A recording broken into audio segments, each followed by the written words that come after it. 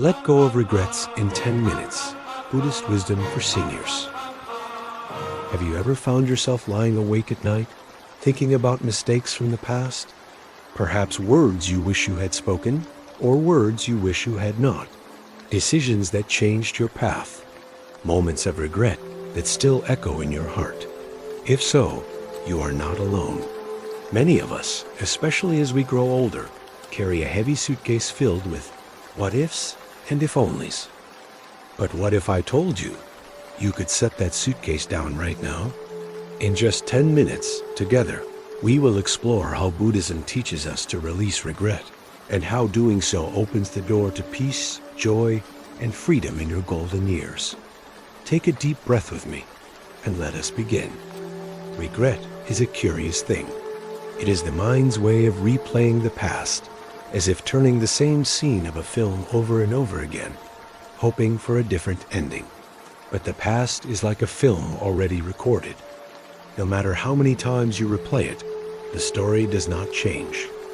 Buddhism teaches us the principle of impermanence. Everything is always changing. The seasons, the weather, the body, the breath. Even our mistakes belong to the past. They are not here right now. The only place regret can live is in memory. But the mind is clever. It holds on. It whispers, if only I had chosen differently. If only I had been kinder. If only I had tried harder. These thoughts can feel so real, as if they still shape the present moment. But in truth, regret is nothing more than a shadow. And just as shadows vanish when light appears, so too does regret vanish when wisdom and compassion shine upon it. Let me share with you a story from the Buddhist tradition. There was once a monk who had made a terrible mistake in his youth. Before becoming a monk, he had lived a reckless life, causing harm to himself and to others. Even after years of practicing meditation and compassion, he still carried deep regret. He would sit under the Bodhi tree and cry, thinking of the people he had hurt. One day, the Buddha approached him and asked, "Why do you weep, my child?" The monk said, "Because of the harm I caused in the past. No matter what I do, the memory will not leave me." The Buddha smiled gently and replied, "Do you see the river flowing before you?" The monk nodded. Just as this river never flows backward, so too does life never return to the past. What matters is not the mistakes that were, but the kindness you pour into the world today. This is how the river cleans itself. And this is how the heart is purified, not by reliving the past, but by living fully now. Hearing this, the monk bowed his head and wept again, but this time his tears were of relief. So how can you, in your own life, let go of regret? Let me share with you 3 gentle practices. First, recognize the lesson, not the wound. Every mistake carries a seed of wisdom. If you focus only on the pain, the mistake feels heavy. But if you ask, "What did I learn?" then the mistake becomes a teacher. Instead of being chained to regret, you are freed by wisdom. Second, practice self-compassion. Imagine speaking to yourself as you would to a dear grandchild. Would you scold them forever for a mistake? Or would you hold them, forgive them, and encourage them to try again? Your heart deserves the same kindness. Third, redirect regret into loving action. If you regret not being kinder in the past, then be kinder today. If you regret not spending enough time with loved ones, then call someone you care about now. Every small act of compassion is like planting a flower where once there was a thorn. Now let us practice together. Close your eyes if you wish. Take a slow, deep breath in and gently breathe out. Bring to mind one regret you have carried. See it clearly, but do not judge it. Imagine you are holding it in your hands, like a stone you have carried for years. Now, imagine a river flowing before you. This river is calm, endless, and forgiving. Place the stone of regret into the river. Watch as the water carries it away. See it drift, smaller and smaller, until it disappears beyond the horizon. Notice how light your hands feel now. Notice how free your heart feels without that burden. Breathe in peace and breathe out release. My dear friend, the truth is simple. The past cannot be changed, but the present is always open. Each breath you take is a new beginning. Each smile you share is a gift to the world. Each act of kindness washes away the shadows of regret. As the Buddha taught, do not dwell in the past, do not dream of the future. Concentrate the mind on the present moment. In your golden years, you do not need to carry the weight of yesterday. Instead, walk lightly, breathe deeply, and know that peace is possible. Right here, right now. Take another slow breath, and as you exhale, let go. You are free. If this teaching brought you peace, I invite you to join our community. Subscribe to this channel so we may continue to walk this path of wisdom together. Each week, you will receive gentle guidance to calm your mind, open your heart, and live these precious years with peace and joy. Press subscribe now and let us keep walking together. If this teaching has touched your heart, remember to return to it whenever regret arises. And if you wish to continue walking the path of peace, you are always welcome here.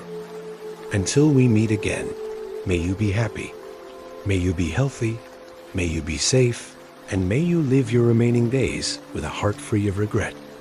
You've listened, you've reflected, and now you're standing on the precipice of a new life. This audiobook wasn't just a collection of ideas. It was a map to a hidden strength you already possess. Let's quickly recap the 10 pillars you have mastered on this journey. The first action. You learned that motivation is not a prerequisite for action. Action creates motivation. The power of discomfort. You began to reframe discomfort not as a threat, but as the very signal of your growth. Overcoming obstacles. You discovered how to silence your excuses by taking actions that prove them wrong. The power of habits. You started building a system that makes discipline automatic, moving you forward even on your worst days. Clarity and focus. You learned to quiet the noise and sharpen your mind into a powerful tool.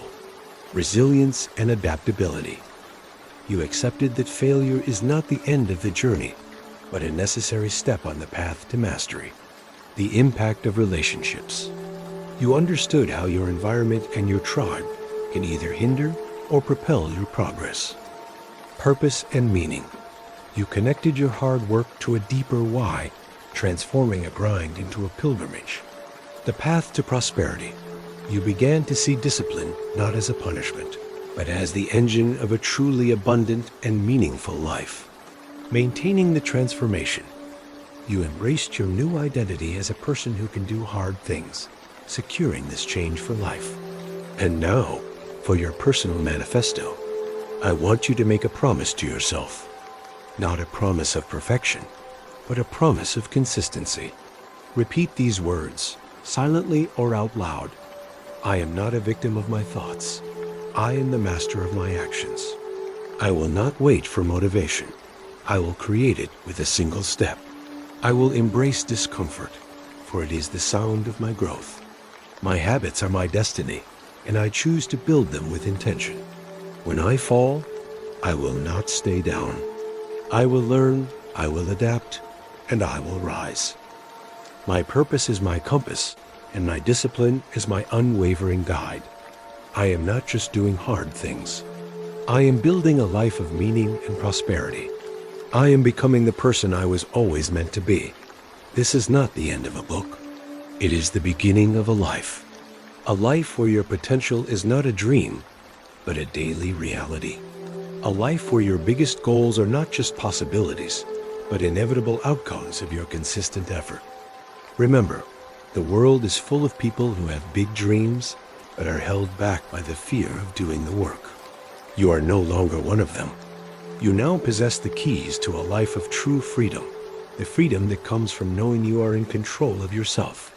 Your journey is far from over. This is only the first step of your greater journey, a journey that will take you to places you can't yet imagine, guided by the power you've unlocked within yourself. Go now. Take the first step. And never stop building. Remember, this is not the end of a book, but the beginning of a new way of living. The path of doing hard things is a lifelong journey, and you don't have to walk it alone. This channel is more than just a place for audiobooks. It's your trusted resource for continuous growth, your library of powerful insights, and your community of fellow travelers on the path to a stronger, more disciplined life. To ensure you never miss the next step of your transformation, make sure you hit that subscribe button right now. By joining our community, you are making a promise to yourself to keep showing up, to keep learning, and to keep building the life you're truly proud of. We are here to support your journey every step of the way. Your next insight is waiting.